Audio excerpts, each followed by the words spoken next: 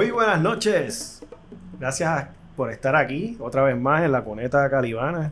Y buenos días y buenas tardes a quienes nos ven en otros horarios, ¿verdad? Lógicamente estamos en el escenario de la noche y los gatos salen de noche, como una canción de Bad Bunny. Por alguna razón, hoy estamos con un featuring llamado María Luisa. María Luisa. María Luisa, mira. María Luisa saluda tu debut cinemático, digital, al menos. Mira, ella le respondió. Sí, está como que en protesta, está como que... Ella es calibana. Y como que dice, esta gente, yo sospecho de ellos porque como que eran...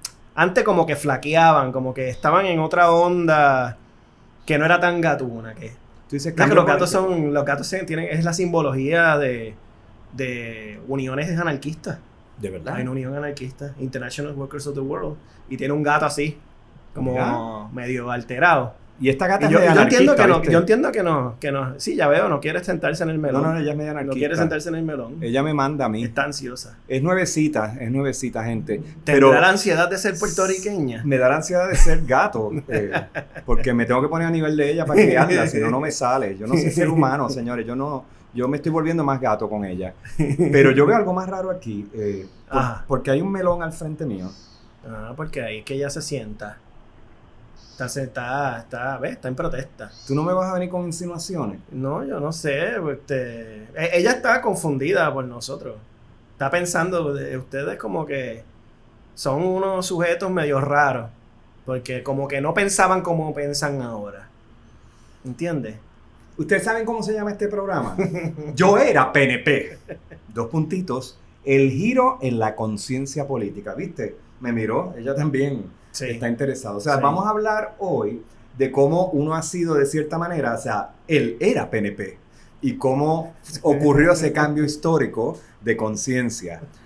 No es un programa para convencerlos a ustedes. Si usted es PNP, después de este programa va a dejar de ser PNP. Esa no es la idea, no es proselitismo. Es que entendemos que en Puerto Rico se asume que las identidades políticas o los temperamentos políticos es algo fijo así. O son eternas, o que nunca... Todo el mundo nació en la cuna de Roy Brown y escuchando Silvio Rodríguez y conociendo de la historia del independentismo, de la nada, todo el mundo tiene que haber parecido eso. Y además de que también hay una noción de pensarle que todo el mundo que es PNP o que es popular, ¿verdad? O que es melón, ¿verdad?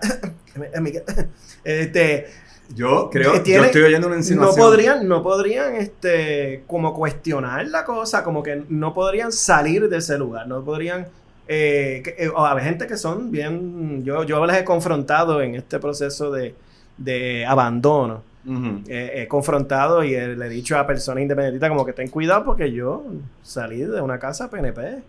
¿Ves? Y yo no puedo decir, esta gente son brutas todas. Yo pienso que eso es una de las faltas bien grandes que se han hecho, especialmente con grupos y espacios que uno quiere, ¿verdad? En cierta manera... crecer, ¿no? Porque exacto. Yo no sé tú, pero yo quisiera que otra gente renunciara a lo que se le dijo que era lo normal, que lo que era lo correcto, que era lo mejor, lo más cercano, ¿no? a Dios, porque también para colmo se vincula Estados Unidos con Dios. Eso, yo la no entiendo. Religión del Señor. Y entonces si tú empiezas a escaparte de ahí, pues ya... Comunista. Cubazuelas es poco. Hijos del demonio, satánico. Peludo, satánico, sí. Fupista, etcétera, etcétera. Y nada, Miguel. Claro, yo creo que hay una... O sea, yo debo pensar que como yo soy quien lo va a entrevistar a él en su testimonio magistral sobre yo era PNP, él creo que tiene planes de entrevistarme a mí también para extraer mi pasado melonista o melonero. ¿Verdad? Mira, me está mirando. O melonino. Este tipo era melón. Sí, ya. ¿En serio? Mira, ahora me va a odiar. Va a odiar a su papá. Eso todavía sigue pasando. Que el melón está aquí con una alusión antipática. Claro, era para ver si la gatita se quedaba quieta ahí, pero la gatita todavía quiere estar bien cerquita de su papá porque es bien chiquitita. Tiene 6 semanas y media, o sea que es un piojito. Y es encontrada, no es una gatita esa que yo la compré en pecho. Estos condenados. Rescate. Producción. Y su compañera me convencieron a meterme en esto por primera vez en mi vida. Nunca he tenido gato. Y pensamos que era bueno introducirla en sociedad en contra de su voluntad, posiblemente me va a odiar toda su vida. Y ojalá y la vean crecer. si siguen aquí con nosotros. Sí. Y ustedes nos ayudan a que esto siga. Eso es cierto. Van a verla crecer. Eso es cierto. Así que, y a lo mejor brinca en medio como del nos show. han visto crecer a nosotros en las temáticas, en el desarrollo de No, a las mí no. ideas. A mí no me han visto crecer. No, me han visto no. ponerme más inmaduro y superficial Sí. cada vez más. Sí, una cosa Yo horrible. estoy bien alterado, pero Tú estás alterado, sí. El Sí. otro día aprendí el programa en yo YouTube. voy por ahí para abajo. Y estabas como gritando. ¡El centro! Pues señores, aquí está la gatita. Y vienen Si- a rescatarla. Si la ahora. compañera, pues Un ella momentito. está desinquieta. Mira, ahí va. Ahí Nuestra está. Nos productora vemos. Juliana, saluda, muy bien. Vámonos. Adiós, mamita. Adiós, bye. Sí, yo estoy transformado, estoy transformado. Esto es un lado de mí que nadie ha visto. con Eso, muy pocas es lo que personas. deja salir del melonismo, ¿viste? Como que una ruptura, una apertura. Sí, yo el melón me lo quiero llevar de aquí porque me está poniendo muy nervioso. Déjame ponerlo por allá. Ya, me siento mejor. Esto me estaba perigueando. Sí. Ay, qué bueno. Pues señores, vamos a meterle al mambo. Mira, es lo que dice Luis. O sea, uno se desafilia ideológicamente por distintas razones, ¿no? Y en este programa pues vamos a hablar de esas transformaciones usando el ejemplo de Luis, que yo creo que es bien importante. Él también me va a usar mi ejemplo, como les dije ahorita. Y obviamente, o sea, nosotros queremos también pensar en cuál es el mapa de ideas que de alguna manera te lleva a la acción. Porque muchos de los cambios tienen que ver, o sea, de que tú empiezas a actuar políticamente de forma distinta a lo que ha sido tu temperamento, tiene que ver con una recartografía de la cabecita, de la mente, de las ideas, ya sea las que estás escuchando o ya sea las que tú mismo desarrollas frente a los hechos que estás observando. Entonces queremos hablar de ese proceso en los detalles más personales posibles. Yo creo que eso es bueno también. O sea, el programa no puede ser siempre sobre las grandes ideas, los grandes bloques y las grandes intelectualidades, que no es que nosotros nos creamos nada de eso. Nos parece importante también traer una dimensión personal a la historia. Y eso, pues, yo creo que es parte de lo que vamos a hacer hoy. Mira, a mí se me ocurren, hay unas variables que inciden en estos giros políticos, que es como le llamamos, o giros de conciencia política. Yo pienso que hay un elemento de afecto, o sea, es como casi el enamoramiento y el desenamoramiento. O sea, hay amor y desamor. Hay afinidades también que tienen periodos de caducidad. Tú te vuelves afín a algo y de momento esa afinidad desaparece y porque a veces uno también cambia porque las circunstancias de uno cambian. Yo creo que hay también temas de comportamiento político que tienen que ver con hábitos. O sea, no todo el mundo viene de una región ideologizada, politizada, donde piensa calculadamente lo que hace. O sea, hay gente que responde a lo político casi que como si fuera un reflejo involuntario del cuerpo. Eso yo le llamo, pues, el hábito. Hay gente que políticamente, Luis, de esto tú vas a hablar posiblemente, no porque te incide en él, pero en Puerto Rico hay un porcentaje muy grande de la población que vota o actúa políticamente por conveniencia. Y hay teóricos políticos que pueden decir, bueno, es que la decisión política es una decisión de conveniencia nada más, esto no puede ser un argumento de principios o de moral y demás, aquí hay que también pensar en el bienestar, la gente tiene familia, tiene también problemas de subsistencia, aquí sí que la conveniencia no tiene que ver necesariamente, o sea, no es una denuncia negativa que estamos dando, aunque suene horrible. Y eso también es un error, yo veo en muchas de las izquierdas o los sectores progresistas que acusan a las personas que eran PNPs o los que son PNPs como que es un voto de conveniencia, de pancismo y demás. O sea, no somos inmunes, ¿verdad? O no estamos cerrados a pensar que el comportamiento político también, pues, tiene que ver con bienestar y con percepción de bienestar. Y eso lo vamos a tocar también aquí. Entonces, esa conveniencia hay que matizarla. Es real, es percibida también y a veces es imaginaria. Es imaginarme que lo que más me conviene es tal cosa. Así que parte de las coordenadas que inducen al cambio en temperamento político tiene que ver con que tú descubres nuevas coordenadas que te permiten ver que aquello que tú imaginabas como conveniente deja de verse conveniente. Y en el caso de Puerto Rico, yo creo que parte de esos 300 y pico de mil que tú identificaste en el último programa, Luis, que se salieron de la partidocracia de los dos partidos dominantes. 370. Te lo sabes de memoria, condenado. Cacho, Sí, que yo no me voy a olvidar. No, Ni eso me no- voy a olvidar de los traicioneros, 109,000. Así, no nos vamos a olvidar de ustedes, traicioneros. Sí, te voy a estamos señalar. viendo, te estamos viendo. Populetes asustados, miedosos. Nada, que esa gente también es posible que estén viendo que lo que era conveniente, su idea o su imaginación de lo conveniente, no es lo que están recibiendo de la realidad cotidiana. Y en los distintos programas hemos hablado de eso, yo creo que es importante. Claro, hay un elemento del comportamiento político en Puerto Rico, antes de entrar hardcore a Luis y pero su yo quería historia. Decirte algo. No, dale. Además de lo que mencionaste, pienso que el contexto histórico también es importante. Oh, sí, seguro. O sea, el contexto histórico es clave para que uno empiece a observar los cambios propiamente en nuestras propias vidas, ¿verdad? Pero también en la vida de nuestros familiares, en nuestro pueblo, en nuestra comunidad o los espacios donde uno participa.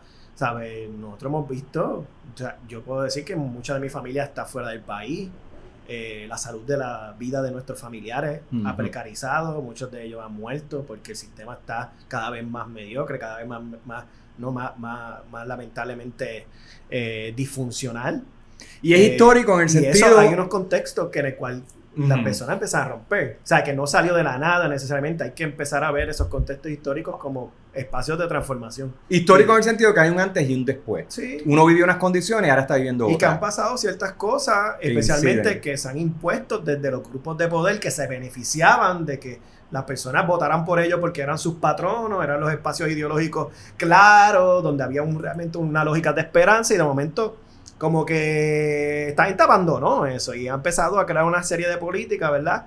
Que en cierta manera empezaron como neoliberales, empezaron a destruir, a hacer negocios de lo público, a vender, a entregarle negocios a empresas privadas, amigos, a familiares, y han destruido todo, que ha empezado, ¿no? Al periodo que yo le digo necrocolonial, ¿no? Que han destruido todo al punto de que está todo muerto, lo que genera es muerte, ¿no? Y en el punto más álgido de ese contexto histórico es, yo pienso que el 2017 con María, que murieron 4.645 personas, y ahí vemos que esta gente dejó de ya, ¿no? De tener una función social, política, que la colonia en sí, ¿verdad? La colonia en sí funcionaba para ciertos asuntos públicos y eso la gente lo vio y lo vivió y lo palpó, como lo hemos dicho en otro episodio, y eso hace que a la gente empiece a cuestionar sus marcos de sentido común, sus valores, e ir al espacio donde dicen, no vayas allá, fuchicaca, papá, no, fuchicaca, no te vayas para allá. Que es lo que empezaron a nombrar como el cubazuela, el izquierdita, los zurdos, sí, bueno, etcétera, etcétera. Fueron a los miedos antiguos, porque estos eran miedos que ya no se escuchaba tanto, son miedos de la Guerra Fría. Y fíjate que los sacaron del almacén donde estaban guardados, o congelados, los metieron en el microondas ahí a último minuto, y se los sirvieron al público para asustar a la gente. Sí. En eso que estás mencionando, si yo lo fuera a reapalabrar, estamos hablando de que el trauma también induce el cambio político. Yep. Y María fue un trauma en Puerto Rico donde nos enteramos. Es un trauma. Es un trauma porque eso no ha sido sanado, de que las decisiones neoliberales que ya empezaron desde los 90, particularmente yo diría desde el mundo de Rosselló, aunque habría que decir que la venta de la telefónica ya empezaba con un enfoque de que lo infraestructural en el gobierno tenía que cederse a manos privadas. Esa era la moda de los años 80 tardíos y sobre todo los 90. Y el neoliberalismo como doctrina, aunque es amplio y tiene distintas acepciones, interpretaciones y ramas, en general coincide en la idea de que el gobierno es malo, que el gobierno es muy grande. Reinventing Government fue el famoso libro, no me acuerdo el autor, que vendía esto y Rosselló lo usábamos como si fuera una Biblia. Y la gente empezó a repetir como el papagayo esta cosa que hay que vender porque los gobiernos no funcionan, porque las uniones tienen controladas las corporaciones públicas, todo está mal y bla, bla, bla. Entonces, pues, si vendemos, todo va a estar mejor. Y la venta lo que quiere decir es que no tenemos una luz confiable, que tenemos un sistema de transportación que ahora no está en manos del Estado, que tú estás pagando en peajes infinitos. O sea, que hay el contrato social que había, pues lo vimos y lo vimos romperse. Y eso es un trauma. Es un trauma parecido al de la religión cuando hablamos de gente que pierde la fe frente a un hecho traumático, la pérdida de un ser querido, o sea, la gran pregunta, ¿verdad?, del cliché del trauma en la religión, ¿por qué Dios permite esto? Si Dios permite una cosa tan terrible como esta, pues no existe Dios. O sea, ese desencanto, digamos, con que hay un orden por encima de ti, en este caso en un orden divino, un orden gubernamental, también se puede usar de analogía para la cuestión del temperamento político o de por qué la gente tiene lealtades con lo político. Y en Puerto Rico hay científicos sociales aquí que han hablado de que hay un sesgo religioso en la manera como se como el país construye las figuras políticas y la lealtad política. O sea, el mesianismo, el caudillismo lo vemos en Puerto Rico. De hecho, no solo con las figuras dominantes de los tres partidos, habría que decir, tienen elementos caudillistas. Sí. Vimos que el partido emergente, el Victoria Ciudadana, cuando tuvo a Lúgaro de candidata, eso era un culto de personalidad, hay que decirlo.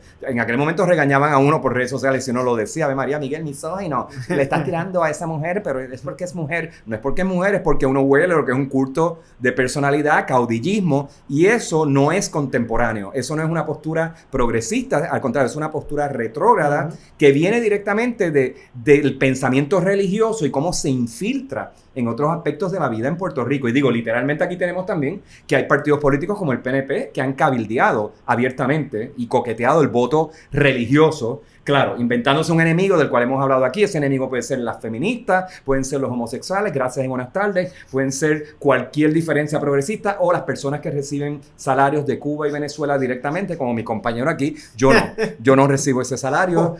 A mí que me paguen en arepas. Es lo que he dicho, si eso va a ser así, y en congrí. A mí en bacalaíto. ¿Tú quieres? ¿Pero bacalaitos son de aquí? O sea, ¿qué tú quieres? ¿Que te los hagan en Venezuela? Que me ayuden los de aquí. Esto es un chiste que tenemos, gente, porque así como recibimos comentarios muy hermosos y muy inteligentes de parte de las personas que nos escuchan en las distintas plataformas y en nuestro canal. Quienes agradecemos. Y se los agradecemos, señores. Gozamos muchísimo con esos comentarios. Gente aquí hay un humor muy bueno en Puerto Rico, hay que decirlo. Hay gente que es muy graciosa en cómo dialogan con nosotros y con las circunstancias. Pero hay gente que vienen con unas cosas y hoy nos llegó una perlita de eso, una joya, que dice que decidimos que somos unos agentes de Cuba y de Venezuela. O sea, parece una cosa de don Eleuterio, aquel personaje que tenía Sunshine Logroño en la televisión. Hay generaciones que no saben de qué estoy hablando. Busquen a don Eleuterio. Mira, hubo uno también que me dijo que no, yo no era PNP. Que un PNP que no me aceptaba que yo era PNP. O sea, que esto me dijo, tú no eras PNP. O sea, que tú eres un agente infiltrado. Imposible. ¿Viste? Imposible que tú eras PNP. No. Es que no se puede creer. Luis, tú vas a tener que explicar esto hoy porque tú sabes esas personas, porque es bueno que nos están observando. Mira, pues yo era PNP, Miguel. Yo era PNP y él lo sigue diciendo. Yo era PNP. Y se lo digo a la gente y porque, a ver, yo empecé a decirlo porque empezaron a demonizar, a criticar, a infantilizar o a, de cierta manera, ¿no?, ser capacitista con la persona que no era independentista o era radical o era de izquierda. Y decía, mano, mira, yo era PNP. ¿Cómo caramba? Díselo a la cámara. O sea, yo era PNP. Exacto. Y sale así un flash. Yo era. Esto hay que ponerle efecto de eco o algo. Sí. En postproducción le haremos una cosita o algo. ¿Y ahora qué, diablo? ¿Eso es posible? Ay, si alguien renuncia a la gloria de esa asimilación y subordinación permanente, ¿cómo caramba esto? Si esa persona lo hizo, ¿cómo vamos? O sea, si ese tipo que ahora habla así era PNP, wow, eso es problemático. Yo no sé tú, pero fíjate, Luis, suenan las alarmas. Yo me siento más en un infomercial. Yo me siento más en un infomercial así, me pongo así en pose más seria y digo, eres PNP, hay esperanza para ti. Voy a entrevistar a mi compañero Luis, que te va a explicar los 12 pasos para salir de tu vicio anexionista. Con tan solo $5.99 podrás abandonar ese PNP en ti.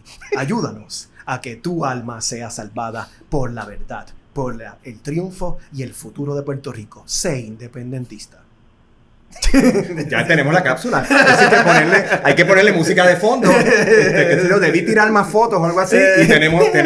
Sale el conguero atrás. Sí. ¿Cómo se llama? Wilito, ¿cómo es? ¿Qué sé yo? ¿De qué tú el estás muchacho hablando? de el que salió en los conciertos. Sí. Ay, bueno, y bailarina. De jibarita. Aleluya. Y tira confeti y se quedó. Eso. Renunció al PNP. Pero eso con inteligencia artificial lo hacemos, Luis. Ay, Dios y nos queda de show. Miguel, o sea, esto es Broadway. El agua. Sí. El agua, me da estrés.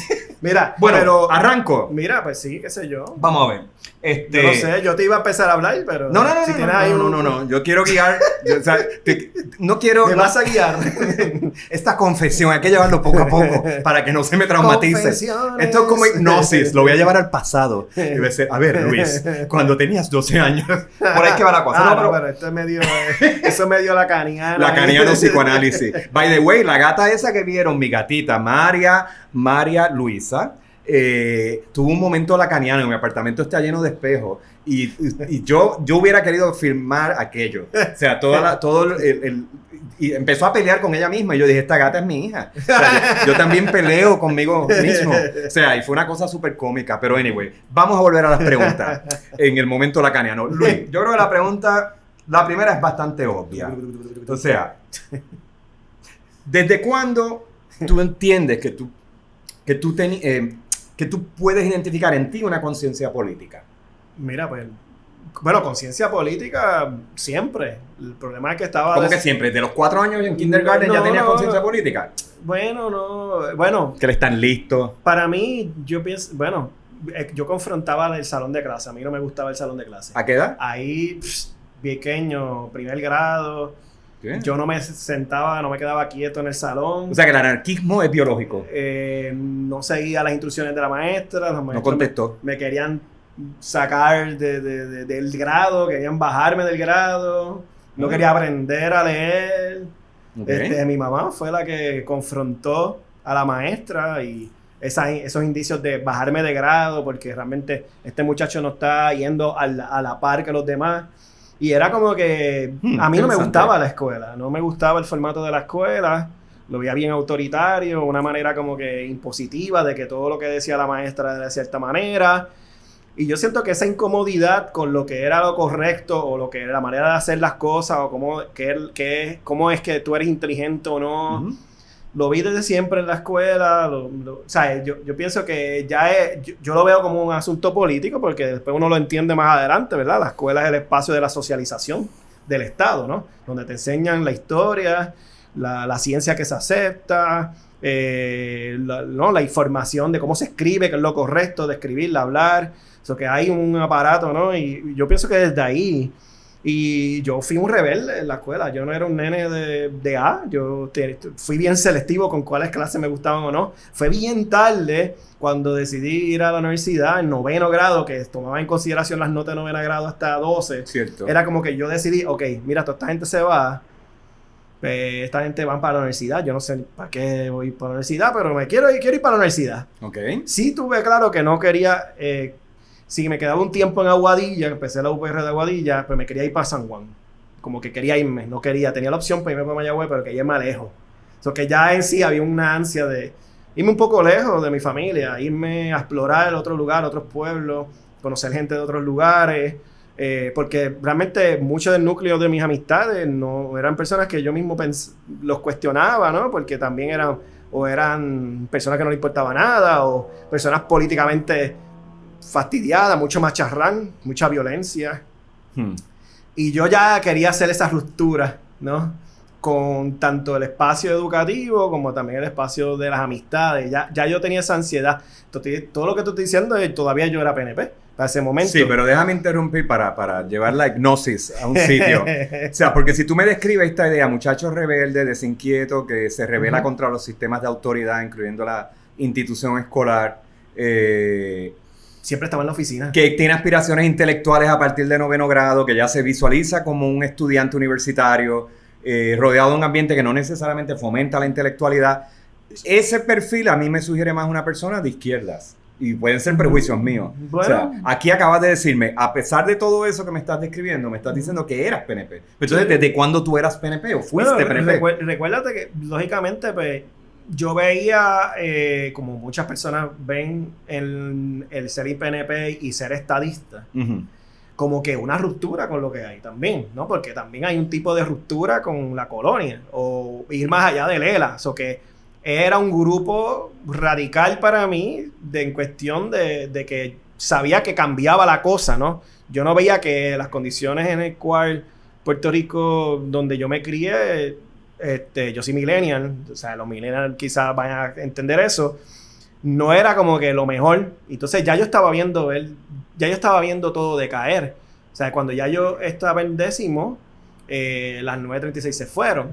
Entonces, en mi familia estuvo ese cuestionamiento y yo como que indirectamente decidí cambiarme de escuela y le dije a mi mamá, mira, ponme en la escuela pública. Ponme en la escuela pública porque estaba en un colegio privado religioso Y me metieron en la escuela pública que estaba cerca de casa de mi abuela. Y era porque yo sabía que en mi casa las cosas estaban mal.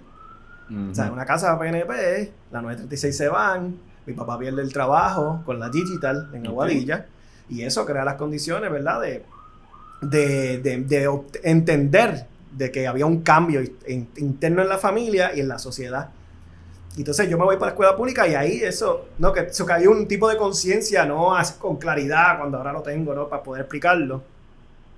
Pero había un tipo de conciencia en el proceso el contexto en el que estaba pasando las cosas, ¿no? Pero perdona que te interrumpa. O sea, en ese momento de las 9:36, recuerden que esto fue un anuncio y las generaciones que no recuerdan esto no estaban ahí con conciencia política. Esto fue un anuncio, tuvo un periodo de transición, digamos, donde se iba, y supuestamente se iban a ir poco a poco, y el país tenía, qué sé yo, como 10 o 12 años para reinventarse económicamente con un modelo combinado que pudiera capturar la suficiente cantidad de mano de obra en áreas diestras y no diestras como para sostener esta economía. Entonces, hubo mucha lucha de spinning político. O sea, el hecho lo decidieron en Estados Unidos. Y claro, hubo mucho spinning del lado de los populares. La acusación era o el spin de los populares era que el Partido Nuevo Progresista, particularmente la administración de Rosselló, no hizo la defensa que tenía que hacer dentro de su vínculo a Clinton, y eso fue una administración muy cercana a los demócratas, a Clinton en los 90, la de Rosselló. Y que Romero era el comisionado residente. Y que Romero fue también cómplice hasta cierto punto de esa operación. Ese era el spin. Por ende, una familia que eran PNP, si el spin popular hubiera funcionado, tú y tu papá y todo el mundo que estaba viéndose afectado por esto estarían diciendo, diablo, nos traicionaron los PNP. Claro, el spin de los PNPs era que las 936 fomentaba la condición colonial, que era como que lo que mantenía ese cordón umbilical que alimentaba la colonia, alimentaba también a muchas personas con salarios relativamente altos. Las universidades privadas también florecieron por todas las ingenierías y carreras técnicas asociadas pues, a los requisitos de estas fábricas, las sinergias y eslabonamiento de distintas fuentes de materia prima. Incluso muchos de los aspectos de preproducción y postproducción estaban también en la isla. O sea, que no era nada más la fábrica 936, sino un entramado, un ecosistema que apoyaba. Y una banca. Y una banca también, porque tenía, exacto, la disposición era que la riqueza, una parte de esa riqueza tenía que estar en nuestros bancos y demás. O sea que creó todo un panorama económico. Claro, los PNP decían que eso, la colonia era lo que permitía eso, que como quiera se iban a ir porque la competencia con Irlanda y Singapur y países que tenían mejores panoramas de ofrecimiento de incentivos o la República Dominicana al lado, que estaba México al lado. Mira, vinieron a arrestarte. Llamaron porque eso es por lo de Venezuela. Es imposible que ese tipo era PNP. Ese sí, no lo creen y lo vinieron a arrestar. Sí. Pero deja que yo siga. Yo quiero probarle al público que si eras PNP. Pues la pregunta es muy simple. ¿Cómo en ese momento, tanto tu familia como tú, que eras un adolescente, por lo que entiendo, cómo no se dieron cuenta que ahí hubo una traición abierta del PNP? Y claro, yo también puedo entender, o sea, recuerden que en esto nos podemos salir de nuestro lineamiento ideológico y entender. Yo creo que el argumento de los PNP también tiene algo de razón. O sea, el mundo estaba cambiando dentro de la reestructuración neoliberal. Se cayó la Unión Soviética y el mundo se abrió, la bipolaridad se acabó. Entonces el mundo, la globalización empezó. Los cambios tecnológicos. En beneficio de Estados Unidos y sus corporaciones. Sí. Que ahora la derecha habla de los globalistas. Los globalistas. Y yo, pero sí. Si eso es del capitalismo 101, internacional, de las organizaciones internacionales que Estados Unidos controla, que fueron los que apoyaron esto, la globalización. Pero a esa edad tú no entendías estas cosas necesariamente. No, este soy yo ahora, pero entonces, el politólogo más... No, pero por eso yo lo quiero llevar al momento de inmadurez política. Sí, algunos dirán, no, la inmadurez política la tiene ahora, no ha aprendido nada. Yo veía la atención en mi casa, ¿Y eso te hizo reflexionar? Yo no le pregunté, lamentablemente mi papá no está. Yo lo vi más tarde radicalizarse, mucho más tarde, ya con Fortuño, a mi papá. Pero en ese momento... contra Fortuño. Sí. Fue a una marcha y todo. A pesar de que eso fue importante para ustedes. Aunque él no podía ni caminar ya porque su corazón estaba... Ay, bendito. Tuvo que parar, no llegó al frente al Capitolio donde iba su unión. Pero sintió la Pero sí la fue y le votó en contra...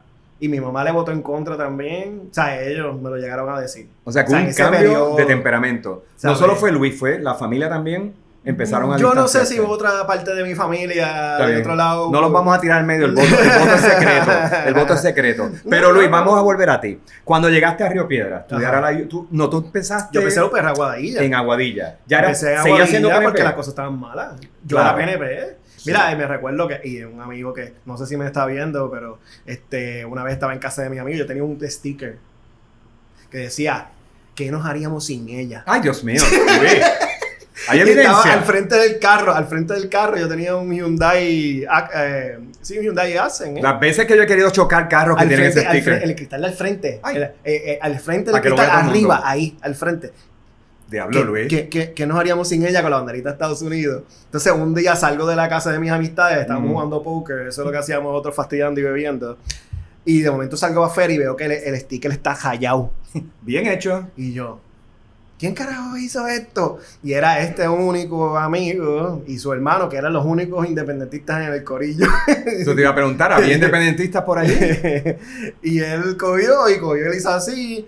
No sé, fue a mayores, yo me molesté y yo dije, pero ¿por qué caramba esta persona hizo esta mierda? Pero acá, Mi ¿y eso carro. fue el hecho que te transformó? No, Ah, pero no. me da gracia porque todavía estaba en la UPR de Aguadilla.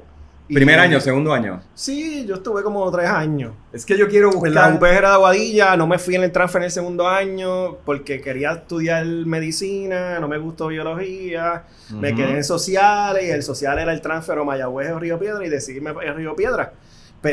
Mayagüez me quedaba media hora, pero decidí irme para Río Piedra. Quise vivir allá, había unos amigos que querían ir para allá, te hacían su transfer también.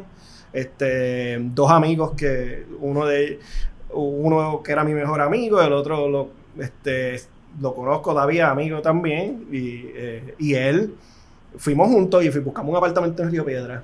Eso que ya habíamos decidido desde antes irnos para Río Piedra a hacer el transfer. Ok, ¿y cuándo es que se da? ¿Cuándo es Pero que tú- ahí, Ajá, en la UPR de Aguadilla, es que primero empieza.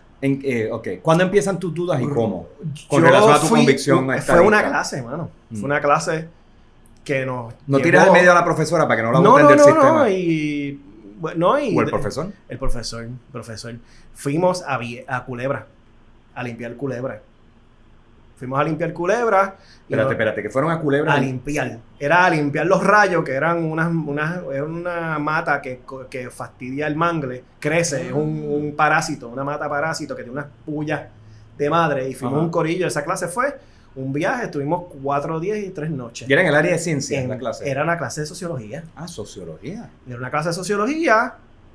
Y de ahí tengo amistades todavía que los conozco Espérate. y siguen conmigo. Y de hecho, muchas de esas personas terminaron también en la UPR Río Piedra. Esto es mejor que San Pablo fue el que se cayó camino de Damasco. Esto es un momento de catarsis importante. Sí, ¿no? ¿Qué Y- demonios tiene que ver un proyecto de remover plantas invasoras, esa cercanía a la tierra, al mangle en Culebra, con una transformación política? Porque Yo hicimos un necesito campamento saber. y ese profesor nos empezó a hablar de la Marina de Vieques O sea en que Culebra. esto es un groomer independentista. Esa sí, gente, pagado por eso es que con hay que los cerrar fondos la públicos. universidad y la Por eso no universidad. envía a sus hijos a la universidad. Salen así.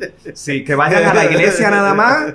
Usted sabe. Ese es el odio de la Sí, UPR. sí. Y el odio de la UPR es reconocer, encontrarte con mucha de la cruda verdad del colonialismo, de la historia escondida de la cual no se hacen muchos libros. Hay mucho más libros de Vieques que de Culebra, que eso es un dato muy interesante. Ujú. Pero que Culebra fue previo a Vieques, ¿no? De la lucha de sacar la Marina de Vieques. Sí. Fue primero en Culebra y mucha de esa radicalización se pasó a Vieques. Eso que hay una historia común. Y entonces, todavía Culebra, cuando nosotros fuimos, eso fue 2002 o 2003. Perdón, 2003 o 2004, sí. 2003, yo creo que eso fue como 2004. Pero habían bombas escrustadas. Nosotros estábamos haciendo campamentos Ajá. y había un guía, una persona que conocía de la región y nos decía, mira, por esta área, usted está en un área que era entre restringida, pero ustedes van a ver que todavía hay bombas incrustadas. Y hablamos de la historia, viajamos por toda la isla, limpiando de lado a lado, varias playas, sacamos bolsas enteras, así de grande, negra, de tapitas de refresco, de cloro y todo, de los cruceros que cruzan por el norte de la isla y van a San Tomás. la basura que dejan los cruceros. Entonces era, no ese encuentro con un espacio de violencia militar, pero también de ecocidio constante por esa economía de consumo de las islas como espacios de turismo, ¿no? O sea, y eso a mí me cambió porque fue muy bonito. Fue un momento de encontrarme con una historia, con un espacio, ¿no? Fue muy claramente de que se había escondido. Y de ahí yo hice amistades cuando empieza la huelga de 2005. Que empiezo, o sea, que después de ahí pasa la de huelga de 2005. ¿Pero estabas en Aguadilla o ya estabas? Aguadilla todavía. Que bajo el 2005, que es la huelga, la famosa, la huelga del Cuca, le dicen.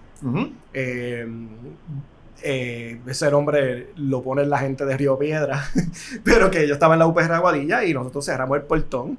Y yo me encuentro con mis amistades y el profesor en el portón, cerrando el portón, y yo llevé agua y le dije a mi mamá, yo creo que esto es algo justo y yo voy a participar de esta huelga. Y todavía yo no me sentía, o sea, ya yo veía que la lucha en contra de la subida de los costos de la universidad era algo que era justo independientemente de mis ideas ideológicas. Pero estaba, ¿no?, vinculado con quién eran las personas que estaban allí, quién era la gente que estaba allí, que yo me encontré, que en el cual ya habíamos desarrollado, ¿no?, una conciencia social. Déjame apagar la confesión por un momento para identificar previamente una serie de principios, ¿no? La idea es reconocer patrones. Hay un patrón interesante aquí, un contar la historia de una forma que visibiliza información que no ha sido contada antes, por un lado, pero ese trabajo de contar la historia o recontar la historia se hace en el espacio tridimensional de una isla que tiene una historia de ocupación, que tiene un turismo rapaz todavía ocurriendo y en los indicios físicos, o sea que fue una mezcla de acceso a una intelectualidad vedada o prohibida para él, pero a la misma vez acceso a una realidad material que también había sido invisibilizada para ti. O sea que hay un principio muy interesante. El tercer principio que observo, ya Luis tenía una conciencia del deterioro de las condiciones económicas y había suficiente conciencia de que ese deterioro no era irresponsabilidad de sus padres necesariamente, sino que había una razón estructural económica que tiene que ver con la economía del país y su relación colonial con Estados Unidos y uno como víctima de ese crimen, ¿no? Al tú ver la injusticia de la matrícula más alta, y claro, sabemos que el público que va a universidades privadas siempre se queja de los pelús de la UPR, que se quejan de lo que pagan de matrícula cuando ellos pagan 3 y 4 veces eso, y ese argumento, pues eso es tema para otro programa, pero si uno cree en la idea de una universidad pública accesible, yo puedo entender un hogar que está atribulado, que todavía hay una dependencia de tus padres, un aumento que a lo mejor a ti te parece, eso es una bobería, eso me lo gasto yo en una barra, a un estudiante de 18, 19 años, con padres pasando pues por una crisis económica, eso es el fin del mundo. O sea que aquí vemos también un cambio de condiciones materiales que coincide con una conciencia histórica que se convirtió en algo muy importante en tu vida. O sea, tú entraste a filosofía después, tú estás haciendo un doctorado en historia ahora, sociología también entiendo que está en tu trasfondo. Sí. Que este hombre tiene sociología y ciencias políticas fue los bachilleratos. Ok, ahí fue que entraste. ¿Y filosofía entras a nivel después de maestría? En Río Piedra, sí. O sea, que ya hay una curiosidad. Y ciencias políticas después maestría fuera. Sí, y yo veo en tu personalidad, ahora es mi lectura aquí de lacaniana, yo veo un interés tanto por el mundo de las ideas como por el mundo material. O sea, cuando la filosofía se te hace muy abstracta, te veo entrando en la sociología y la historia, buscando una cierta materialidad. Y mi filosofía es bastante sociológica e histórica. O sea, no la desvinculo, no me quedo en ese plano meramente de las ideas o despegándome de las condiciones sociales. Ok, pues volviendo a la confesión, ¿no? Prendemos la grabadora de nuevo. Este es el botón. ¿Cuándo tú empiezas a mirar? Porque está tu mirada de Puerto Rico, las condiciones, las circunstancias que tienes frente a ti. ¿Hay algún momento en que empiezas a mirar a ese Luis pasado, al Luis PNP, con extrañeza? Como que ya tú no te identificas con esa persona que fuiste. Bueno, a mí lamentablemente lo que me puso triste es que tuve que dejar unas añoranzas económicas de beneficios estructurales por ser PNP y además de dejar de tener amistades que se quedaron ahí, que tenían beneficios, que no le importaba nada, que veían eso como algo trivial o no tenían la conciencia de lo que era vivir en ese momento. Y fue dejar amistades y literalmente pues confrontar mi familia, que mi familia al principio no quería aceptar que yo empecé a participar del espacio de los pelú, de los fupistas. Hay un tema de afectos aquí, fíjense. El sentido de pertenencia que te da ser parte de una colectividad política que te promete cosas, pero que te hace sentir también parte de algo mayor. Mi abuela me decía, como el reclutamiento de los nazis. No es por nada, pero así es que opera. Mi abuela materna me decía, tú dejas de ser PNP, no vas a conseguir trabajo, ¿qué vas a hacer? ¿Sabes? La conveniencia. Si empiezas a desvincularte del partido, ¿qué vas a hacer? Estudias política, vas a ser político. Horrible. Pero era eso lo que todavía la gente dice, ¿sabes? Yo decía, no, a mí no me interesa la política para ser político, yo no quiero participar con ninguno de los partidos que está.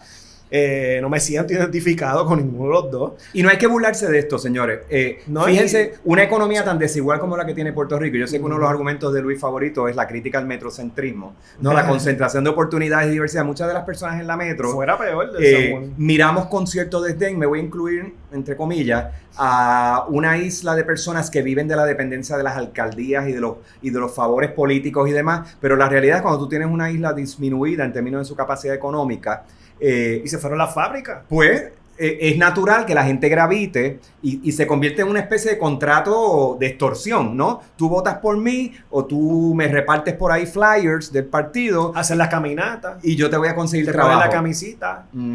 Cuando hacen la convocatoria llega, mi papá hacía todo eso. Ya. O sea, mi papá es un ejemplo de una persona que era del partido. ¿Sabe? Participaba porque es que después de que se va a las 9:36 deja de trabajar en la empresa privada y él se ve de bueno en la empresa privada, pero era como que de guardia de seguridad velando de los inmigrantes que llegaban a la costa de Aguadilla. Y él decía, ¿sabe? De hecho, me es interesante porque mi papá decía, y trabajaba en el área que esto es la boca del lobo, como dicen en el oeste, que es las ruinas de Aguadilla. Él tenía un post ahí de guardia palitos y era para llamar a la policía cuando viera a los inmigrantes llegar. Y me decía, no, yo pagaba eso, yo no tenía que velar por mí, yo no iba a pararlo, esa gente viene a trabajar. O sea, él mismo cuestionaba, decía, yo estoy aquí para cobrar un cheque. ¿Tú te crees que yo voy a tener mi riesgo, mi vida y la vida de esas personas que vienen aquí a trabajar? ¿Sabes? En mi casa había una serie de valores que también iban más allá de la lógica PNP rancia que ahora vemos, ¿no? De este buscabulla, ¿no? De velar por sí mismo, de que se fastidia, todo sea por el ideal, de todo, y el ideal realmente es la cuenta de banco y el tener un trabajito 8 a 9, 8, perdón, el diablo 8 a 9, puede ser que 8 a 5. Son dos trabajos, 3. pero vamos, yo veía que era como que lo hacíamos porque es que había una necesidad, pero esta gente, ¿verdad?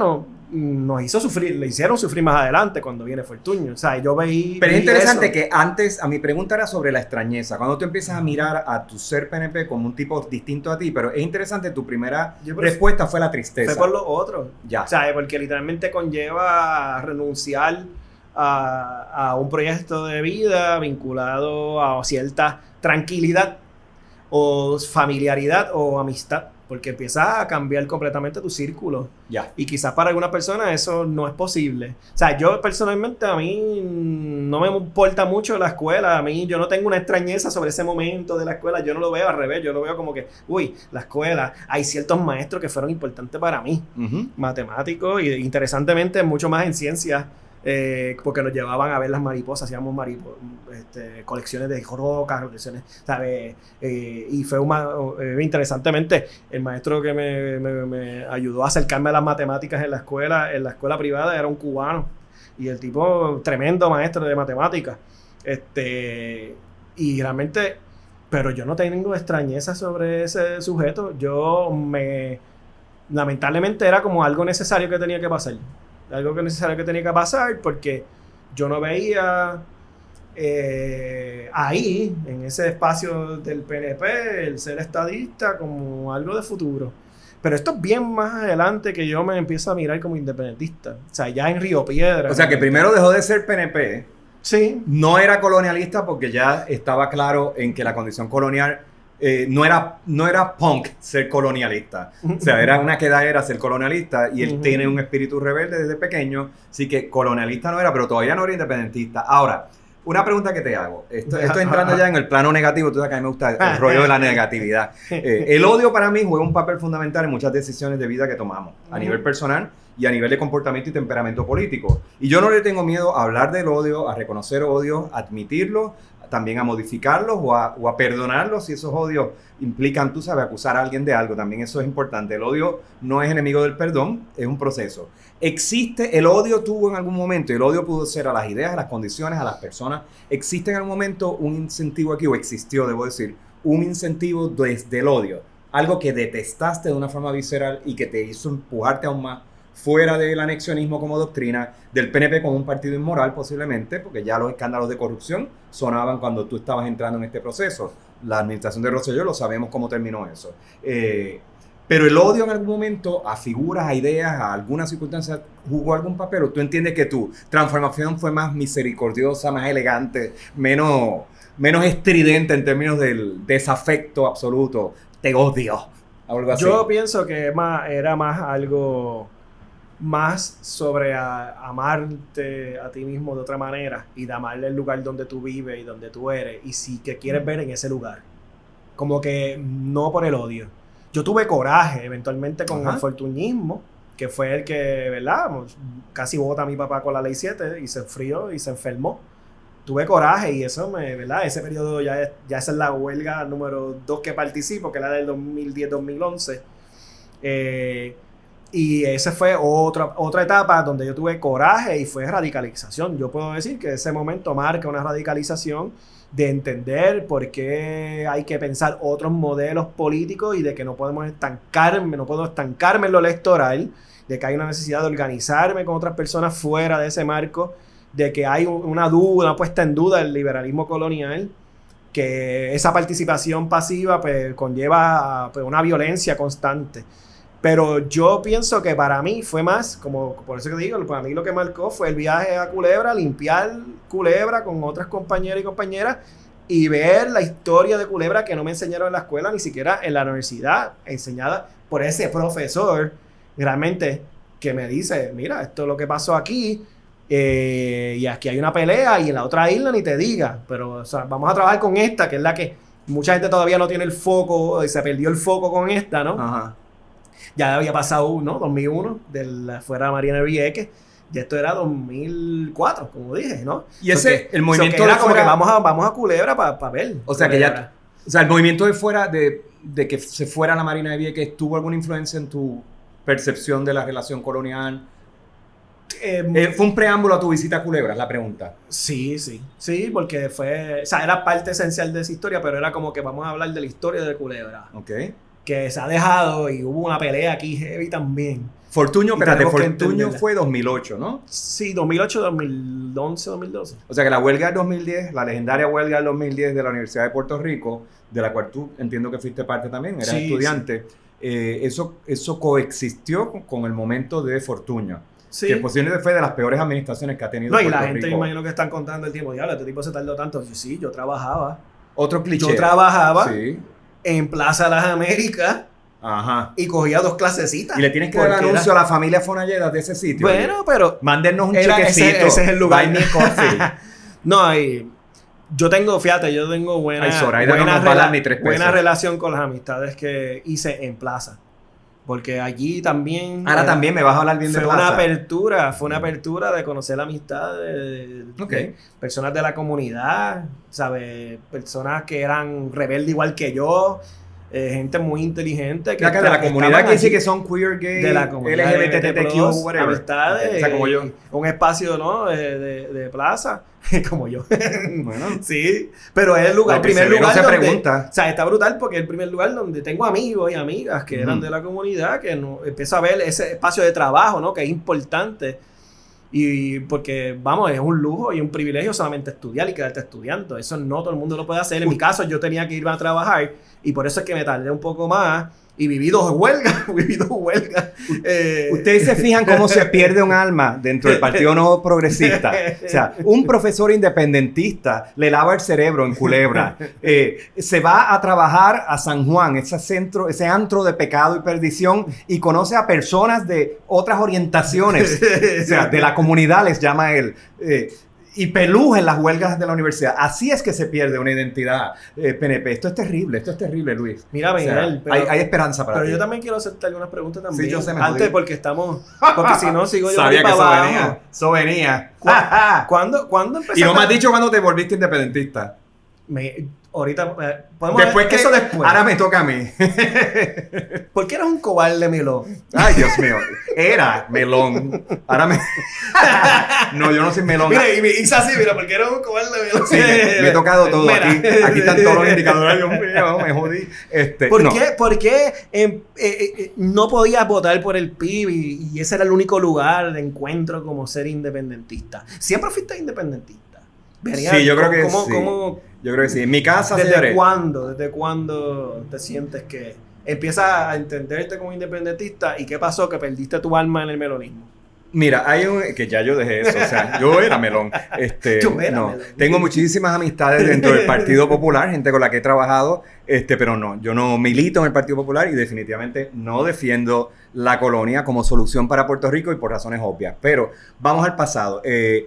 Mis padres es un matrimonio atípico en Puerto Rico, quizás, igual hay más de los que yo pensaría, donde mi madre era anexionista, votaba por el PNP, y mi padre era independentista, fundador del partido, desde sus raíces. Wow. Mi padre venía de Calley, Sidra, de la finca, de un arraigo a la tierra, y de experimentar una economía autosuficiente hasta cierto punto. No eran agricultores afluentes, pero no eran pobres, porque eran dueños de las tierras.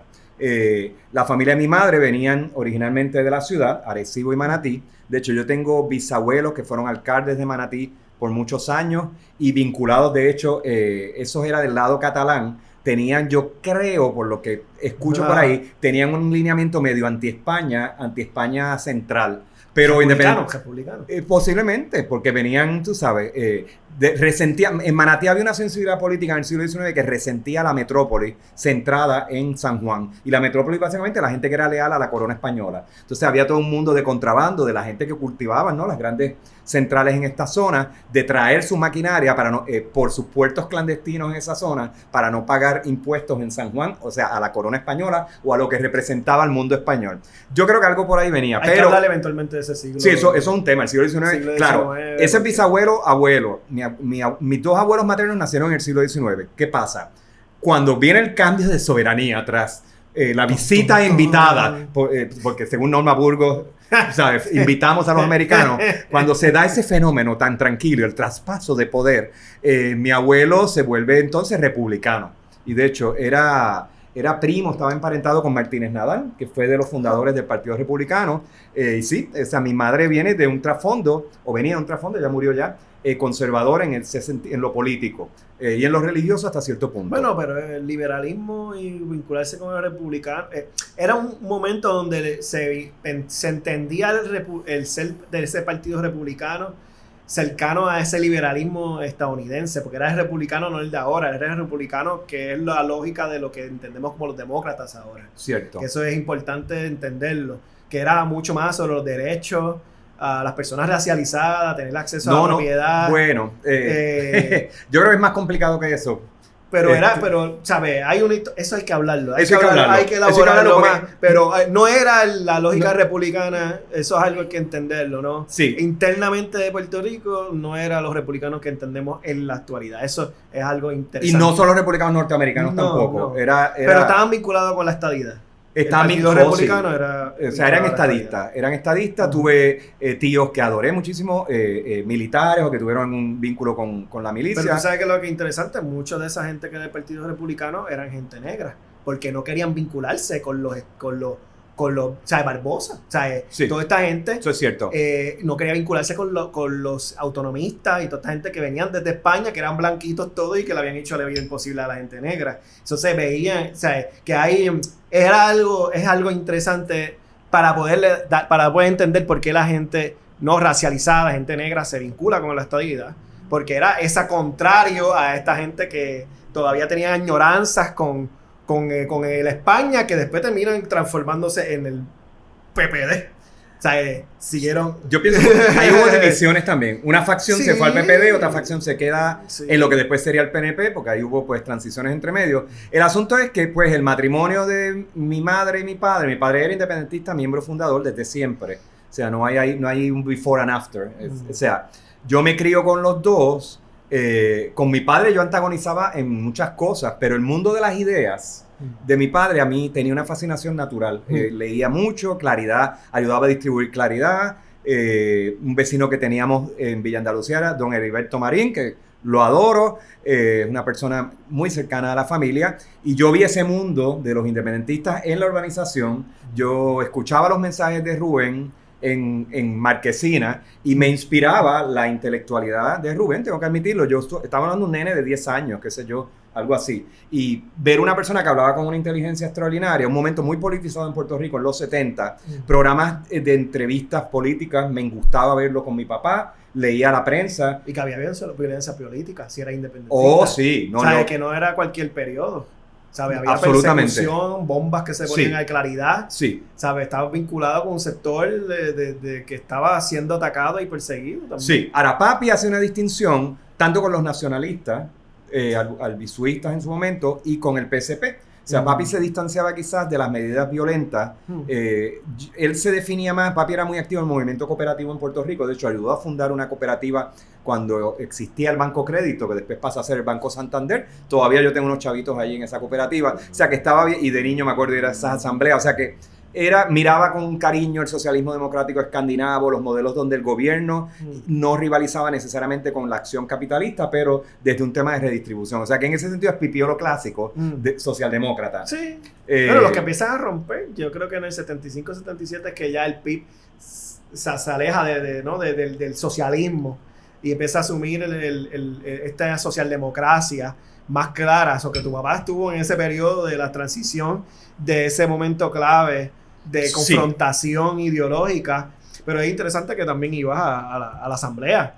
Yo pienso, y yo fielmente creo que ir al lugar, y por eso que aquí le invitamos constantemente, vaya a sus espacios comunitarios, vaya a las actividades políticas que quiera, vaya a los lugares no comunes de educación, ¿sabe? Y dialogue con otros, y porque eso radicaliza y eso ayuda a entender que hay un mundo fuera democrático de gente que quiere hacer otro país, y llevarte a una asamblea de cooperativas, ver eso, ver a la gente votando, ver la gente dialogando sobre algo tan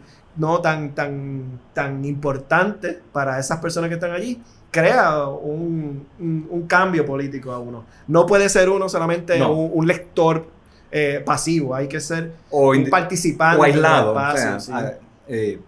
Un tema bien importante que habría que añadir aquí, y esto puede ser controvertible para algunas personas, saben la relación del PIB al catolicismo, y es una relación que usualmente se hace desde la crítica, un catolicismo blanquitista, excluyente y demás. Mi experiencia, o sea, yo vengo de una familia católica de ambos lados, quizás el lado de mi madre más conservador, pero también muy amoroso. Yo no vengo de un mundo de represión en ese lado. ¿Qué pasa?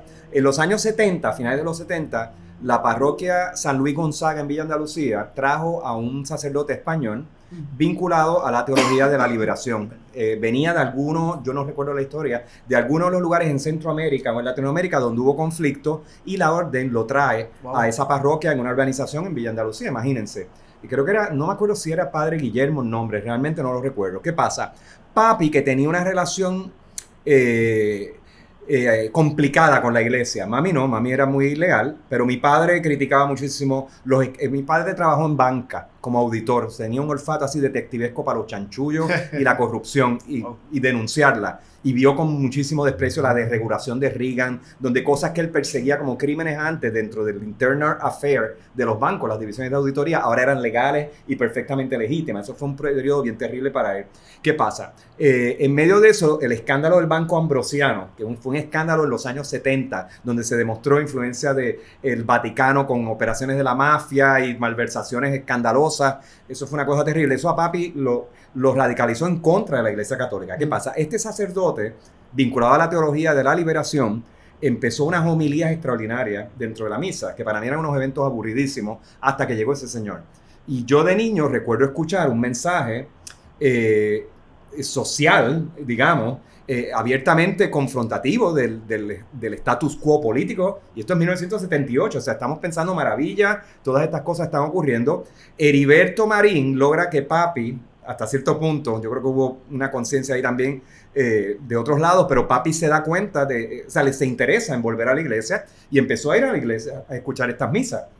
Y yo como niño, de un evento que despreciaba, ir a la iglesia ahí a oír gente y qué sé yo, de momento me di cuenta que todo ese, el narrarme el evangelio desde una perspectiva de la teología de la liberación me cambió los muñequitos. Entonces yo vi no solo en el independentismo una opción política digna o incluso hasta desde la perspectiva de mi padre, el desarrollo económico estaba en la independencia.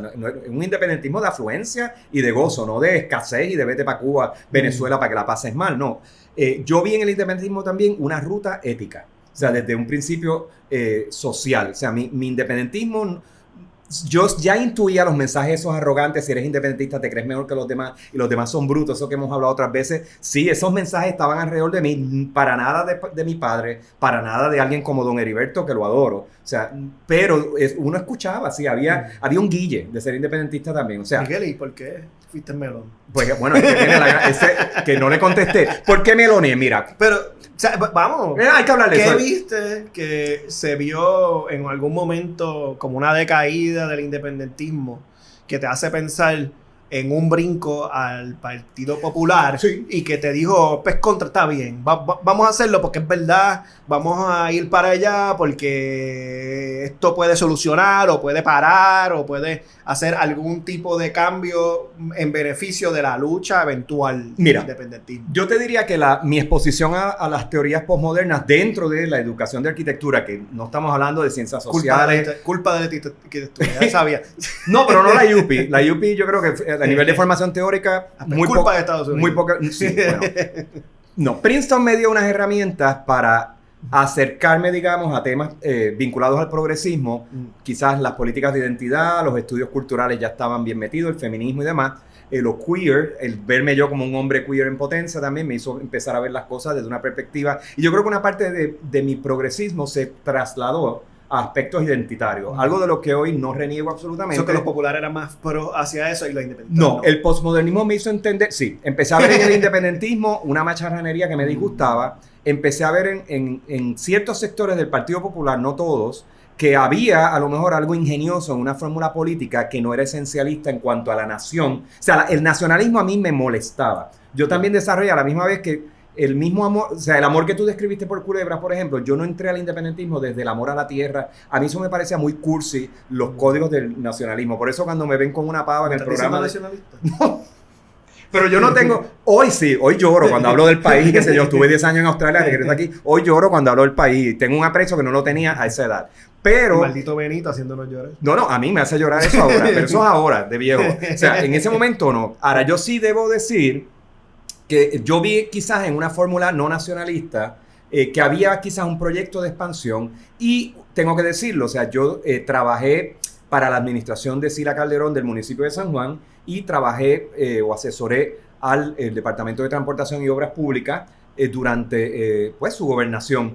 Y yo tengo muchísima simpatía en lo personal, pero también en términos de gestión. Tengo críticas también a la gestión de la ex gobernadora, pero vi unos niveles de compromiso, ella como figura. Incluso le adjudico al rafaelismo, con todas las críticas que le puedo hacer a Rafael Hernández Colón y su legado, vi un cambio en las políticas públicas contra, digamos, la imposición de una territorialidad norteamericana, la ley de ordenación territorial. En este caso fue una mirada a la España socialista de entonces, que empezó a ver la ciudad, el urbanismo, yo soy arquitecto, como un instrumento también de cambio político. Entonces creo que mucho de mi contenido radical se movió hacia el área del urbanismo, hacia el territorio como un gran enemigo, y me han escuchado en otros programas, y vi en esa administración específica, en la de la ex gobernadora, un espacio de trabajo, no de conveniencia, mira, conseguir contratos, no, de adelantar una escala urbanística que yo, desde trabajar en una escuela o en un despacho de arquitectos, algo que no necesariamente me ha interesado, el despacho, porque la esfera urbanística realmente tú la tocas cuando te vinculas al poder político. Y yo vi el mundo de Rosselló, era un mundo que me daba asco. Era llevar a Puerto Rico a Disney, a Las Vegas. Se me hacen charros, se me hacen... Las Vegas estructura. Y se me hace, o sea, las políticas espaciales y la arquitectura del PNP es charra, o sea, invariablemente. No hay un solo proyecto que yo puedo reconocer como ese es otro programa, Charrópolis. Charrópolis, es un buen programa, apúntalo, anótalo. O sea, el departamento de producción. Pritco me gusta, Fomento, ese edificio allí en la Roosevelt, al lado de Telemundo. Es que era un momento que... Pero yo creo que ese es el único edificio hecho por hay gente PNP que es bueno. Mira, hay gente que le molesta, pero hubo un proyecto en su momento de país, en cierta manera, que cuestionaba la mera incapacidad de la colonia y que estaba transformando una posibilidad de hacer vida, de expandir, de atraer gente, ¿sabes? Y creo que el PPD en su momento expandió su base, empezó a mirar a la diferencia, mirar a la gente que quedaba afuera, lo incluyó y había un proyecto de país que hacía posible vivir, tener algún tipo de dignidad. Y eso pues ha ido perdiendo a la reacción, al conservadurismo, al fundamentecatería. Exacto, a la fundamentecaría esta de los fundamentalistas religiosos, no me sale muy largo. Y eso pues es lo que han apostado los últimos 2 o 3 cuatrienios. No sé cuáles son las métricas, porque si se dejan llevar por gente de mercadeo, yo no sé qué están haciendo. En ciencias políticas no creo que estén utilizando mucha gente. Pero, ¿sabes? Que hubo un momento que tuvo sentido brincar, aunque era un sacrificio, pues, en cierta manera ideológico, pero era más pragmático de desarrollar... Pero lo negociaba en las urnas. O sea, yo votaba clásico voto mixto. O sea, a Sila le di voto sólido, tanto en su gestión municipal como en su gestión a la gobernación, pero votaba por candidatos PIB en muchísimas otras cosas. O sea, y a veces tenía, de hecho, sí, era una papeleta mixta. Mi último voto primarista fue por Fortuño. Diablo. Imagínate. Tú estás diciendo eso en cámara, pero señores. Está loco, grabado. Pero está loco, pero yo me pongo a pensar. Yo voté por primaria porque era Rosselló padre corriendo en contra de Fortuño. Era la primaria entre ellos dos. Ay, Dios mío. Y ahí fue una confrontación a la cuestión de la corrupción de Rosselló y eso. Claro, y la gente le votó a Fortuño porque estaba corriendo. Pero en la elección general, mi partido fue el partido del Coquí. Y fue mi primera vez ser funcionario. O sea, yo no había sido funcionario hasta la primera vez que... O sea, yo hubo una ruptura... En ese pequeño periodo de par de meses, de entre primaria y elección en general, mi primera ruptura fue con el partido del Coquí, de Rogelio Figueroa. Fíjate, y más o menos para esa época, yo tuve, antes de regresar full on al Partido Independentista, con las críticas, los compañeros saben que critico el PIB, y me gusta tener esta independencia, no de ser militante y estar allí con cheerleader y demás, porque yo creo le soy más útil al partido y a la discusión desde la distancia, o sea, con cariño, pero también con la capacidad de opinar independientemente. Pero yo estuve en el PPT, o sea, yo voté PPT antes de irme a Australia. Yo también. Y fui a actividades de ellos y me gustaba el discurso. Yo fui funcionario 2 veces. ¿Viste? Que de verdad. Pues ahí ya después del PPR, fui al PPT. Y yo te digo la verdad, y yo hago una distinción, y esta distinción yo la hice desde la universidad. ¿Qué es? Yo vi independentistas culturales e independentistas conversos. Y yo me clasifico como un independentista converso, que cuestiona la lógica de meramente ser un independentista cultural, sí, de haber nacido en tal lugar y de que yo voy como peregrinación a ciertos lugares. Yo, ¿sabes? Es una ruptura y me alegro y me siento feliz ser un independentista realengo. Porque tengo un criterio para determinar dónde voy, a qué voy. Además de que yo ideológicamente voy más allá del asunto electoral. O sea, pero ya eres independentista en este momento. Sí. ¿Y cuándo se dio esa conversión? Puedo ser tu amigo, Miguel. Lo voy a pensar. Pero ven acá, ¿PPT ya eras independentista cuando estabas en el PPT? Sí. Okay. Independentista, no, yo fui independentista después de la huelga del 2010. Es que yo empecé a identificarme con el independentismo. A mí el PPT me sirvió. No me afilié con nadie. Ya. No me pude... A mí el PPT me sirvió, fíjense que de la teoría postmoderna, con todas sus ramificaciones, eso es como demasiado general, pero ustedes me entienden.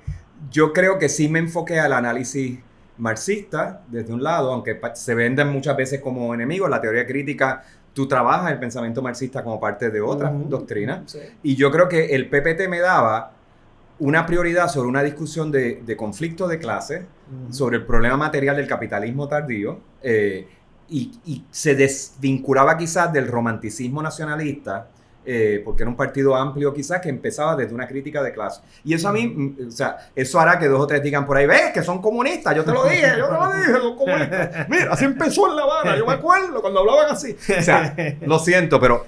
Críticos del purismo y de la ortodoxia. Y al totalmente. Y al PIB lo vigilo, como lo vigilas tú. Yo vigilo a todo el mundo. Porque culipandean muchas veces en discusiones económicas. Claro, no quieren enajenar un voto que enseguida los va a acusar de Cuba a Venezuela, entonces lo dijimos en el programa anterior. A mí no me gustó la porofobia que yo vi en el independentismo. Un momento, sí. ¿Sabes? Electoral lo vi. La porofobia, señores, es odio a los pobres o a la pobreza. Sí, y que si el cuponeo, yo pienso que es un discurso horrible, mediocre, no va para ningún lado con ese discurso. No sonó en esta última elección. No. De hecho, fueron bastante estratégicos. Sí, qué bueno. Pero hay que hablar de eso. Sí. Y ese es el episodio de comunicación política que eventualmente va a venir por ahí. Que sí, de eso... Pero mira, Miguel, yo creo que estamos ahí. Estamos llegando ya estamos en el tiempo, a un cierre elegante. Entonces, aparte de decirle a nuestro público que hay esperanza, que usted también puede dejar de ser PNP o melón, ¿con qué queremos dejar a las audiencias que están con nosotros aquí, que están viendo este testimonial, que se sale un poco del guión de lo que hemos hecho antes, sí, pero nos parece importante, ¿verdad?, no venir aquí como figuras de autoridad, yo te traigo la verdad, sino contarnos también y develarnos en nuestros propios procesos, transformaciones y dudas, ¿no? Sí, ¿no? ¿Qué le dejamos, o sea, a nuestra audiencia? A mí, por ejemplo, me parece importante, que es un poco algo que tú también lo traes mucho, el que la acción política, el temperamento político no necesariamente tiene que estar dirigido por la convicción. O sea, uno puede darle un lugar también a la duda, a una duda que es edificante, no es paralizante, es una duda que te permite ejercer prudencia, cautela, en lugar de brincar, de ser un groupie y brincar como una cheerleader o un cheerleader en los procesos de los partidos políticos. O sea, y claro, lo está diciendo alguien que yo hubiera querido ir al cierre de campaña este año, yo que hubiera querido haber visto a Bad Bunny allí y a medio mundo. Eso fue, yo fui. Yo no estaba aquí, yo estaba en Berlín en un proyecto de arte allá que estaba participando, pero mi hermana fue y vi eso con muchísima emoción. O sea, una parte de mí, puedo ser cheerleader y me encanta, o sea, yo tengo un soft spot y me puedo hasta poner a llorar hablando de eso, con el carnaval, con el gozo colectivo. Yo digo que yo soy cananita, el misterio de Caná, de ese vino multiplicado cuando allá todo el mundo está borracho y viene el Mesías to be a convertir el agua en vino. O sea, es un misterio que lo que celebra es el gozo comunal. A mí esas cosas me encantan. Entonces, pues, ese aspecto a mí me prende, claro. Y yo estoy haciendo... No, yo sé, él no viene de ahí. Él no viene de ahí. Él no, el pana, se va a tomar la botella de vino igual como cualquier otro que no se haga. Pero a lo que voy es que una parte de mí también, el diablito o el ángel, no se sabe cuál, opera desde la duda, desde la cautela. Yo me puedo reconocer creyente y emocionable por los políticos cuando me gustan sus mensajes, pero también mantengo distancia y cautela. Y yo creo que eso viene también de la teoría crítica a la que estuve expuesto, la posmodernidad esa famosa tan vilificada, pero que en mí por lo menos siento que dejó un legado de vigilancia. Yo también pasé por ahí con por la teoría posmoderna. La teoría posmoderna, pero exacto, y de hecho... Y mucha gente se la tragó la teoría posmoderna y se quedaron en sus cuevitas desde lejos, criticando todo y hablando desde lejos, que eso, yo soy crítico de eso. Y esos son los buenos, los malos son los que no hablan la voz y que no se mojan. Los reaccionarios hablan simplemente de toda esa gente que está ahí acumulándose alrededor de la residencia. Uy, mírate eso, esa banalidad. Sí, he leído mucho de eso, ¿verdad? Sí, hay gente que piensa que eso, no hay radicalización ahí, no hay, eso hay una pérdida ahí. Yo difiero completamente, yo en vez de ponerme cínico, en vez de ponerme totalmente nihilista, yo veo posibilidades y en esa posibilidad conlleva ser crítico, cuestionar, ¿verdad? Lo que sería todo lo que se da por sentado. Ahora mismo que estamos en un proceso de transformación, de que mucha gente está sin espacio político porque realmente él no está, el PNP y el PPD se conformó, los medios lo ponen como si fueran las únicas opciones eventualmente para allá. Hay 370,000 personas desarmadas por ahí encontrándose, que fue bien bonito el asunto de la marcha de independencia, porque todo el mundo se encontró allí, están locos porque no había cabeza, no había... ¿Dónde está el líder? ¿Dónde está el líder? ¿Por qué el líder no está ahí? Ay, Dios mío, no lo podemos atacar, no podemos atacar la marcha. Pero eso lo decían desde Occupy, Nueva York, yo me acuerdo de esa queja. Pero fue interesante, ¿no? Porque yo lo veo como también... estamos en un proceso de radicalización porque el 2019, a pesar de que habían figuras no tenía un claro partido, no había un claro proceso donde se iba a desbordar la cosa, no se desbordó como se desbordó en el 2020. Y en este momento la independencia en sí está corriendo por su parte. Sí, chévere, hay un partido ahí y chévere y todo, pero solo no puede, pudo casi con una alianza, pero hay que empezar a mirar críticamente qué pasó en ese proceso de la alianza, qué podemos hacer y cuáles son nuestras críticas y unirnos a los espacios donde están hablando de qué va a ser el futuro, porque mucha gente está tratando de negociar con el centro y vinculipandeando hacia la derecha porque es el lugar donde todo el mundo se está organizando. Y yo pienso que ahí no está el deseo. O sea, el deseo yo lo veo rompiendo, saliendo fuera de la normalidad, saliendo fuera de los patrones comunes, yendo a algo que puede ser que sea inesperado, un lugar donde no sabemos dónde vamos a ir, pero todo el mundo quiere ir para allá. Sí, la política, o sea, como aventura. Estamos todo el mundo pasando por Yo ahí. creo en la ruptura, pero creo también en los enlazonamientos y creo también en la integración de doctrinas que parecen opuestas, pero que pueden coexistir, sobre todo en aspectos políticos. De hecho, los sectores progresistas se les critica tradicionalmente, independentistas incluidos, por el argumento de la pureza, ¿no? Como la pureza también impide. Yo creo que el gozo, la generosidad tiene que estar presente en la discusión de la independencia. Y la diferencia. Y la diferencia, y el respeto y el amor. Afortunadamente, yo creo que los puertorriqueños, al igual que yo vine en una familia donde había gente independentista, literalmente mi padre y una madre anexionista, aunque cambió se dejó ser persuadida por su hijo en las últimas elecciones y sus hermanos, algunos los más fanáticos PNP nunca se lo perdonaron, de que ese hijo cómo te convenció, lo que el marido no logró, lo logró el hijo. Yo estoy acostumbrado a un hogar de diferencias y este programa lo hemos querido hacer también para no simplemente ser una conversación entre los que estamos en el mismo corillo y más o menos tenemos las mismas coordenadas de pensamiento. O sea, la idea es, desde la franqueza y de la autoconfesión, dejar ver pues que hay otras maneras de pensar y que el país está en un momento crítico, pero además en un momento muy interesante para una aventura política y para cambiar patrones que pues han sido tóxicos y nos han llevado pues a la destrucción y a que no haya un futuro para generaciones enteras, por lo menos en la dirección en la que estamos. Así que en esa línea yo creo que... Espérate, buy me coffee. No, pero también quería decir... espérate, es que el nene habla... La pureza es el lugar, no es un lugar donde se puede transformar y se puede organizar. Gracias. Y yo creo que ese lugar es que estamos demostrando aquí que nosotros no venimos aquí como que somos la intelectualidad pura, de que tenemos toda la razón y que partimos de tienes que seguir los patrones.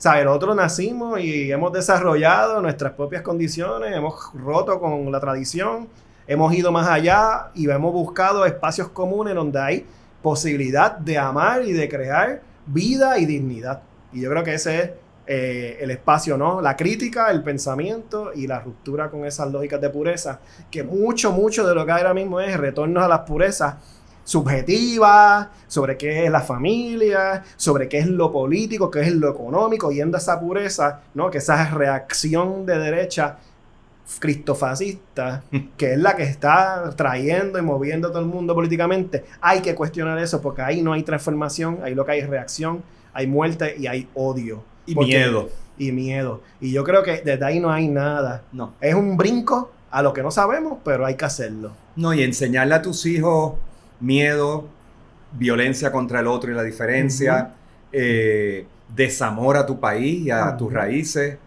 inferioridad. O sea, no es por nada, la lista es larga, pero enseñarles a un hijo, eso yo creo que es uno de los actos más violentos que uno como padre puede cometer. Y yo ahora que tengo gata, o sea, empiezo a entender el fenómeno de los nenes cagados.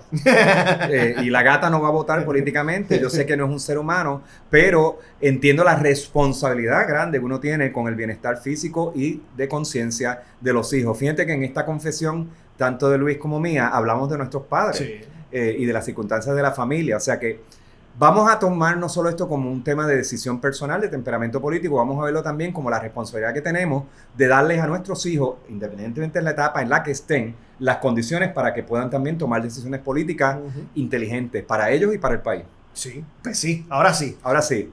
Si Buy me a coffee. Apoyar. Eso. Buy me a coffee / La Cuneta Calibana. Apoyen este lugar porque Aquí no hay think tank, aquí no hay una pica, aquí no, y Cuba y Venezuela no nos están dando dinares. No están llegando los bolívares, no están llegando ni los las arepas yen, que yo pedí. No están llegando las cajas, ¿sabes? Necesitamos ayuda de ustedes para poder seguir este espacio. Y nada, y con mucho amor y cariño. Lo agradecemos. Y gracias a nuestro equipo de producción. Gracias a la producción. Gracias al featuring de María Luisa. Sí, la van a ver crecer. Hay que pagarle. Hay que pagarle. Ya no hace esta cosa de gratis. María Luisa es la gata. Esa carita vale oro. Así que, gracias. Nos vemos. Un besote. Adiós. Abrazos.